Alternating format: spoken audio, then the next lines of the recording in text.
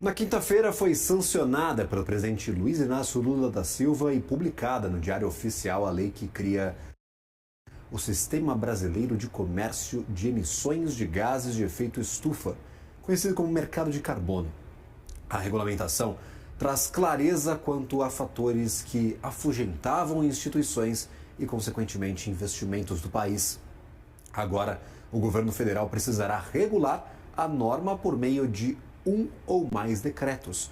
Para falar mais sobre este assunto, converso agora com Yuri Rugai Marinho, CEO da Econ Soluções Ambientais. Boa tarde a você, Yuri. Seja bem-vindo e agradeço imensamente por ter aceito nosso convite. Obrigado, muito obrigado. Boa tarde a todos e todas. No final das contas, avanço importante para essa regulamentação aqui no país. Sempre falamos da liderança do Brasil em temas ambientais, seja de transição energética, geração de energia limpa. Mas a gente estava também um pouquinho atrás em relação a este mercado regulado de carbono. Como você recebe este projeto? Quais pontos positivos que você poderia destacar desta regulação que agora vai passar por normatização, regulamentação? Isso, Gabriel. Bom, faz muitos anos, né, que o mercado, o governo, a academia brasileira vem se preparando, né, para esse momento. Então, o Congresso Brasileiro conheceu diferentes textos, né, que foram apresentados por deputados, senadores, deputadas e senadoras, e agora a gente conseguiu a aprovação, nós conseguimos um acordo. Ele foi feito durante a realização da COP, lá no Azerbaijão, né, e como resultado, né, de um esforço do Brasil, uma demonstração do Brasil desse compromisso internacional, né, de se descarbonizar. Então, o Brasil, junto com uma série de outras leis, né, que foram aprovadas esse ano, está dando passos aí legislativos, né, ou seja, produzindo leis, mas também diálogo, esforços, né, e viabilizando essa caminhada para a descarbonização e para fortalecimento do mercado de carbono. Então, eu vejo com bons olhos, tem muita coisa pela frente, né, a gente vai ter que regular a lei via decreto, vai ter que criar um órgão gestor, vai ter que criar uma plataforma de registro dos créditos, enfim, tem muita coisa pela frente, mas sem dúvida nenhuma é uma ótima notícia. Entender essa sequência, esses próximos passos. Normalmente, por exemplo, a gente regulou o mercado, é o exemplo do mercado de criptoativos. Quem vai fazer a regulamentação são órgãos que já existem, o CVM e também o Banco Central. A gente está nessa briga aí para a regulamentação do mercado de criptoativos. Para o mercado de carbono ainda não temos um órgão responsável pela criação de normas. Quem vai fazer isso vai ser o executivo. Como é que vai funcionar essa normatização, a formação dessas novas regras para o mercado regulado aqui no país?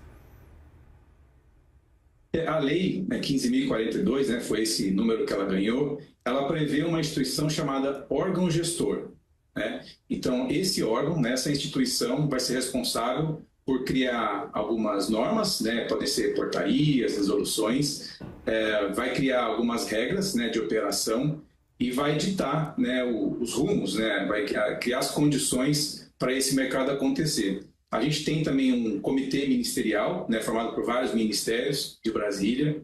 Devemos ter também leis estaduais, eventualmente até municipais, todas elas para ditar as regras, né, ou seja, quem vai precisar reduzir a emissão, como é que vai reduzir, quais projetos de carbono vão poder existir, quais as metodologias que eles vão poder utilizar, enfim, toda essa regra, essa parte operacional ainda vai ser definida. Se for no nível federal, um decreto federal vai vir regulamentar, se for nível estadual, né, as assembleias, enfim, via leis ou decretos, mas esse órgão gestor é quem vai ter os maiores poderes, né, para dar esses encaminhamentos.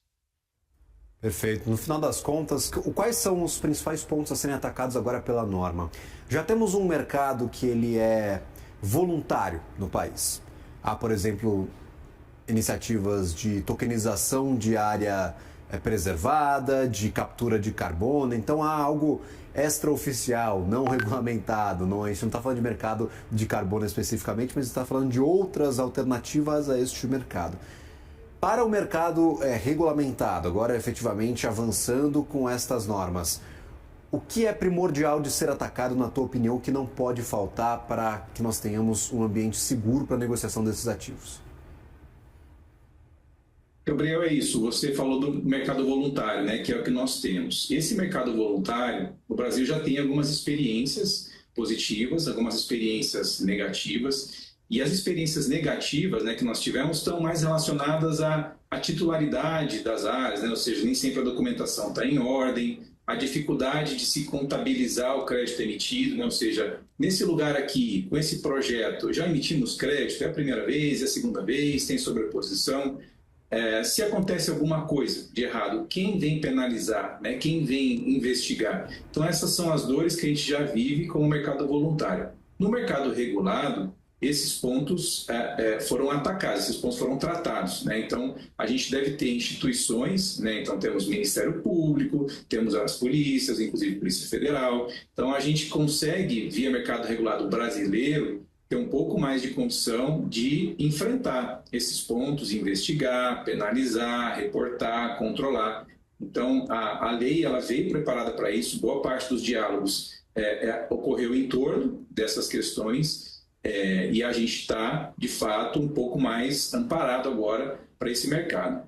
Podemos dizer que o voluntário e o regulado vão coexistir, né? Sempre que alguma metodologia, alguma ideia, algum projeto venha e as empresas queiram investir, né, os envolvidos queiram endossar aquilo voluntariamente, aquilo vai existir. Mas existem também as regrinhas para que essas ideias, essas metodologias entrem no regulado. Então, a gente vai ter provavelmente uma coexistência desses dois universos, né? Perfeito. Em questão de destravar investimentos, por que a gente fala neste assunto, Yuri? Por que este projeto, essa regulação, pode ter potencial de atrair mais investimentos para o país? E como que o Brasil ele pode se portar ou se colocar em relação ao ambiente internacional? É um mercado já maduro, é um mercado em desenvolvimento, a gente está na frente ou está atrás desta regulação? Já tem gente que se adiantou na tarefa, a gente está talvez entre os primeiros países. Eu queria entender um pouquinho em como a gente consegue encaixar o Brasil neste tabuleiro internacional da busca por menores emissões e também, claro, essas bonificações de quem captura carbono, de quem preserva a área verde, de quem consegue ali emitir menos gases de efeito estufa. Gabriel, os países assinaram a Convenção do Clima em 1992, né, no Rio de Janeiro. Então já faz mais de 30 anos. Em 2005, a União Europeia criou um mercado regulado, né? O Brasil cria em 2024. Então nós não somos os primeiros, né? Também não somos os últimos. Então a gente está numa fila em que a gente está no meio do caminho. Mas o Brasil, embora não tenha regulado o seu mercado até esse ano, o Brasil avançou em outras frentes. Então, a nossa agricultura ela é realizada, por exemplo, com menos emissões do que a média mundial e com mais produtividade do que a média mundial. A nossa energia ela é mais renovável, ela é uma energia mais limpa do que a média mundial. Então, o país conseguiu avançar em algumas frentes pelas suas características, né, de recursos naturais e tudo mais, mas também por um esforço do setor privado, um esforço do setor público. Então, a gente tem uma grande presença, uma grande relevância, por exemplo, da Embrapa em pesquisa para a agropecuária. A gente tem um grande destaque para a ANEEL, enfim, para outras instituições que viabilizaram essa nossa jornada, né? Mas agora, o país regulando, ele consegue trazer algumas definições que vão atrair o sistema financeiro. Então, a gente trouxe um pouco mais de segurança jurídica para definir a natureza jurídica de um crédito de carbono, para definir regras de contabilidade, regras fiscais, criar um sistema de registro digital.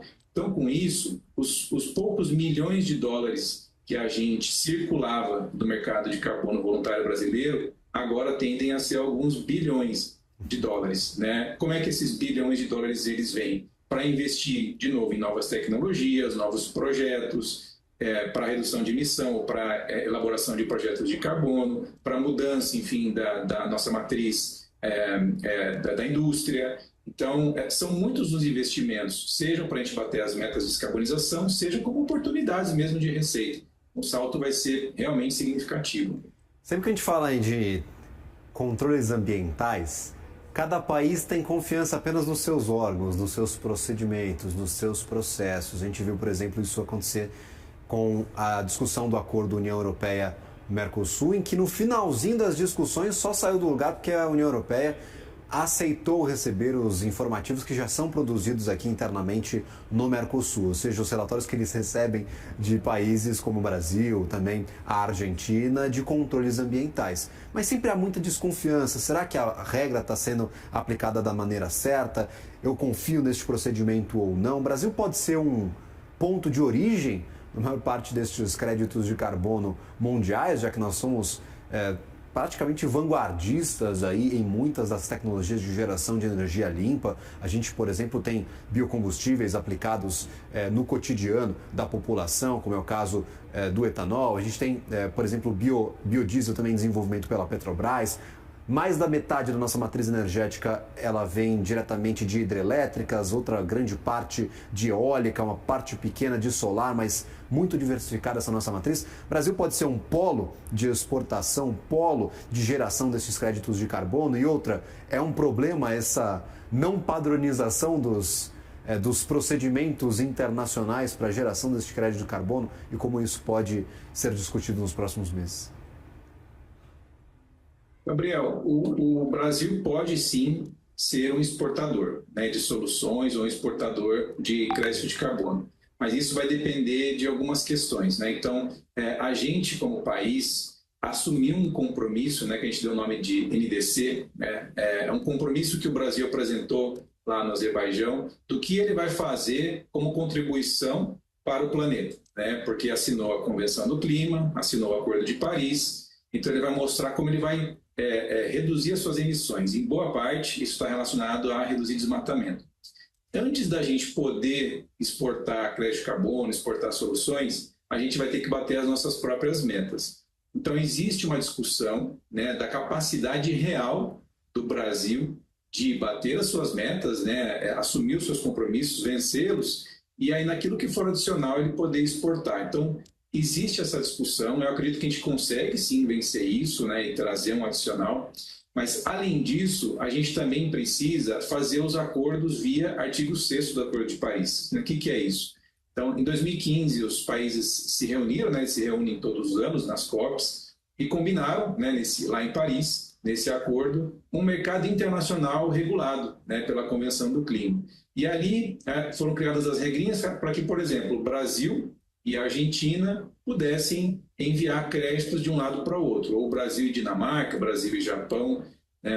Para que isso aconteça, os dois países precisam fazer os seus acordos, né, usar uma metodologia, isso precisa ser aprovado, né, dentro desse universo da convenção, para valer para os dois lados. Mas sempre que eu pego um crédito meu e passo lá para o Japão vai ter um crédito, ou seja, ele vai dizer que ele reduziu a emissão, mas aqui no Brasil não, né? Aquilo saiu da minha contabilidade e vai entrar na contabilidade do Japão. Então, essa contabilidade precisa ser registrada, controlada, e para que eu possa, né, passar um resultado, para que eu possa passar um crédito, eu preciso ter batido as minhas metas. Então, existe uma grande chance, e na verdade uma grande expectativa e dependência, né, do mundo em relação às soluções climáticas do Brasil, mas o Brasil também precisa se esforçar muito para poder vencer as suas metas e depois exportar. E aí, além disso tudo, a gente tem que ter credibilidade, né? Ou seja, as metodologias que a gente utilizar, a forma que a gente vai contar, precisam ser aceitas. Então, também tem que ter esse diálogo. Yuri, seja sempre bem-vindo, obrigado pela atualização. Claro, ainda há um procedimento de adaptação para essas novas regras, temos que criar um órgão para controlar o mercado. Tem muita história ainda envolvendo créditos de carbono no Brasil, que não vai ser solucionada agora apenas porque o projeto foi assinado, tem muita água para passar por debaixo desta ponte. Obrigado pelas atualizações, vamos acompanhar ao longo dos próximos meses e anos esse desenvolvimento do mercado de carbono por aqui. É isso, Gabriel, muito obrigado, agradeço a todos.